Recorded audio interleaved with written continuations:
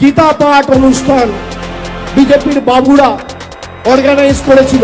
সেখানে একটা গরিব যুবক দিন আনে দিন খায়, সে চিকেন প্যাটিস বিক্রি করছে বলে তাকে ধরে মারা হয়েছে। আমরা গত পরশুদিন ইলেকশন কমিশনের অফিসে গেছি দিল্লিতে। আমি জ্ঞানেশ কুমারকে বলেছি কত বাংলাদেশি বাংলা থেকে বাদ দিয়েছে, আপনি তালিকা প্রকাশ করুন। করতে পারবেন? করতে পারবেন? তালিকা প্রকাশ করতে পারেন।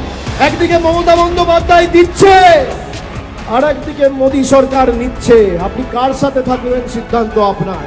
তৃণমূল জিতলে দুমুঠো ভাত, আর বিজেপি থাকলে ধর্মে ধর্মে আঘাত আর সংঘাত। নরেন্দ্র মোদী সরকার যদি প্রমাণ করে একটা বিধানসভায় 50,000 ছেড়ে দিলাম, 5,000 চাকরি দিয়েছে, আমি রাজনীতির আঙিনায় পা রাখবো না, আজ থেকে রাজনীতি ছেড়ে দেবো, এত বড় কথা বলে দিয়ে গেলাম। 2026 SIR এর নাম করে লাইনে দাঁড় করিয়েছে। 26, 27, 28 একবার লাইনে দাঁড়াবেন, দাঁড়িয়ে EVM এর বোতামটা এমন ভাবে টিপবেন যারা আপনাকে নোটিশ পাঠিয়ে আনম্যাপ করেছে তাদেরকে বাংলার ম্যাপ থেকে চিরতরে বিদায় দিতে হবে।